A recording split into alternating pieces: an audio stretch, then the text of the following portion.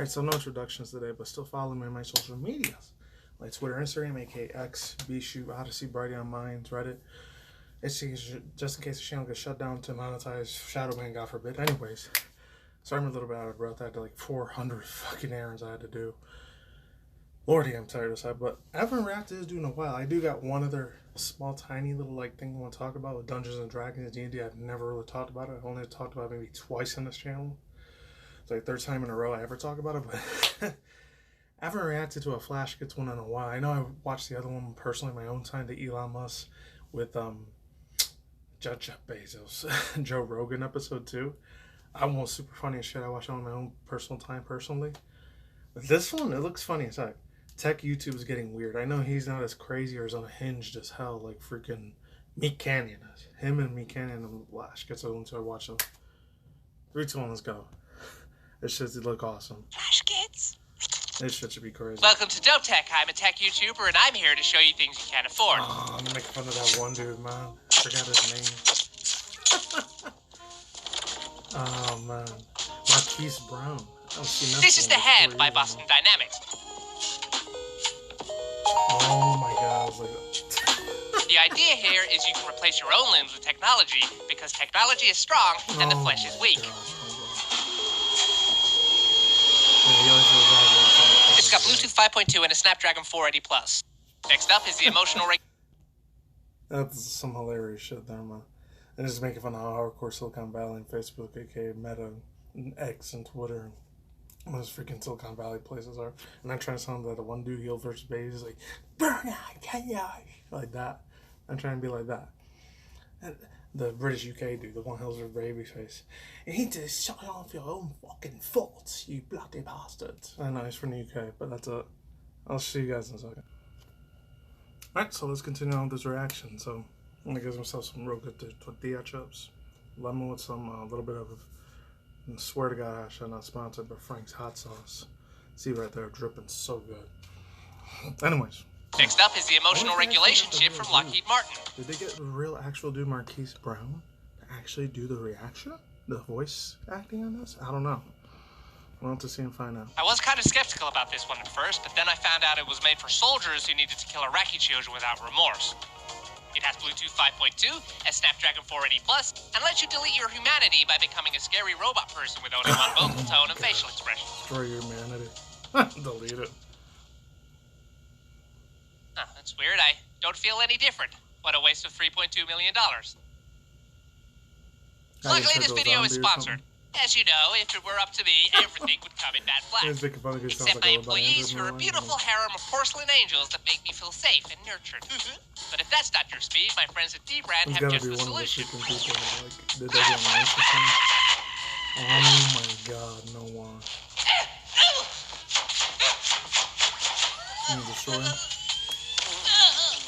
I can't promise it'll make him dance better or jump higher, but this matte black skin from D-Brand sure will make him look stylish. Thanks for sponsoring the video, D-Brand. Wow, some morbid crazy. Lastly, I have replaced my weak, squishy eyes with these optical implants from Red Cinema cameras, so that I may now see life in 29.97 frames a second, just as the machine God intended.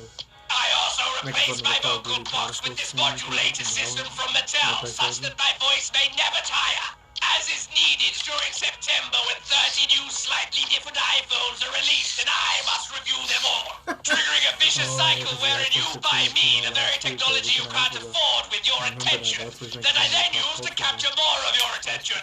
This is what fuels the new... How much clout is that dude has? Flashgitz, when it comes to his animation, him and Meat Canyon, I haven't watched Meat Canyon video in a long time. It's probably going to be way extra crazy and morbider and disgusting, sickening, gross toilet humor, but I remember when I was in middle school and high school, I used to enjoy the shit out of that type of animation, but much clout and power that dude has as far as it comes to animations. And he's getting sponsored by a bunch of other stuff like Raid Shadow Legends, maybe League of Legends, I don't know. A bunch of other places out there. Probably Vessi and a bunch of other clothing companies and phone app thing, catching games he's probably getting sponsored by. The guy still got fucking funny on time. I'm not sure if he does his own writing on it. I'm surprised places like Adult Swim or something else would like hire him buckets out. The reactor in my abdomen necessary to power my railgun and snipe the sweatshops my patches the line as Tech Tips probably uses to make his t-shirts. Let's go Bluetooth 5.2 and a Snapdragon 480 Plus. No way. Oh, that's fucked up. Which does beg the question, who the hell is buying fashion from tech YouTubers? I mean, maybe if we made like a cool PC case or something, but clothing? Where's the crossover and expertise? I don't get it. Anyway, that's been it, guys. Buy my shoes. Catch you in the next one. Peace. I'm not addicted to technology. Anyways, yeah, thoughts, views, and opinions on all that, yeah. Got this from old school comedy love like Rick and Morty and stuff in the mid-late 2000s. I was one times like The Cleveland Show, American Dad, and way after Family Guy came out. A little bit early, mid-2010s, like Bob's Burgers. He's on that level of comedic show, like really, really freaking crazy. The stuff on there, like out of this world, people wouldn't even think about. Or Super Jail, if any of you guys remember that. Some of you Gen Zers probably barely remember Super Jail. You were probably like 4, 8, 12 years old when I was still like 17, 18 at the time. Actually, no, I think it was 16 or 18 around that time. I was thinking of my junior, senior in high school. Yes, overall thoughts, using opinions. Funny ass dude again, Flashgitz. Knocked it out of the park. Hopefully Marquise Brown actually took it in stride. You know, he actually took it. No, that's a fucking hilarious, funny joke. I don't think it's meaning that like attack or bully or cyberbully him or any of that mess. And because he came from that decade, like late 2000s or mid 2010s, he's got to be around my age. He's doing that type of comedy shit. And Flashgitz. I know he made fun of a crap ton like furry fandoms of furry anthropomorphic people and all that. And that was like one of the biggest things I think that made his channel take off really big like 4 or 5 years ago. Anyways, actually no, that was the Mario Kart Rage one. That's when I still was on my Critical Guy Realization channel, like 2013, 14, 15. One of those 3 years. A while back. And that's what made his channel blow up in popularity and fame.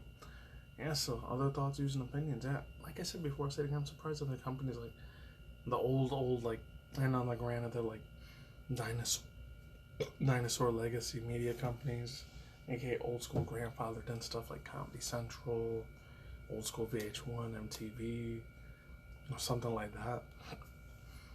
And besides Adult Swim, because it's, you know, Cartoon Network Studios thing doesn't exist anymore, and that sucks.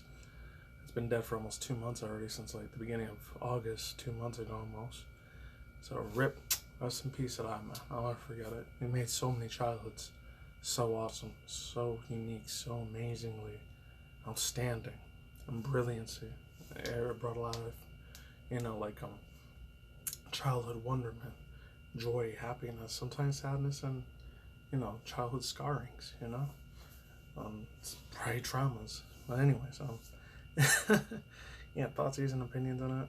Animation still clean, clear cut. And that was like 2 days ago. It was just September 30th or October 1st. It was a little while ago, very super recent. Flashgitz, he continues to do his thing. I'm glad. And if any of you guys saw it to the end of this video, I'll leave the link to the script box down below.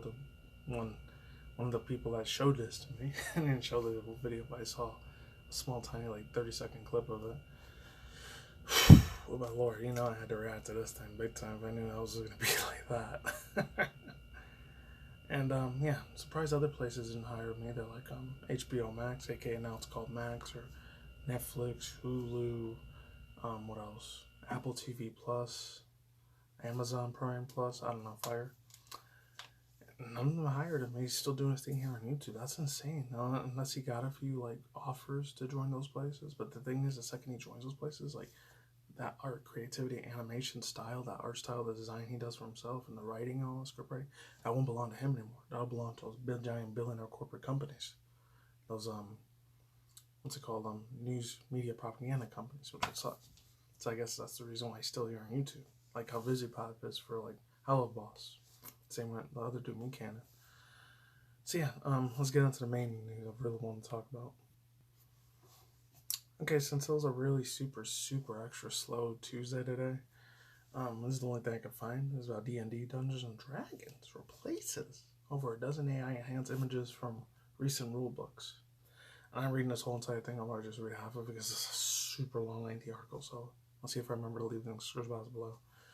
13 pieces of artwork. This is from comicbook.com. I don't know who wrote it. Of artwork from a recently published Dungeons and Dragons D&D Wolberg were replaced last week with a new piece after original artists. Minutes using AI tools and artwork. Last week, Wizards of the Coast. Never heard that name in like since July. It's been almost 3 months since I heard it. Quietly replaced 13 images by Big Breeze or Big Beast present Glory of the Giants on D&D and Beyond Digital Compendium. Compendium or Copium? I think it's Compendium.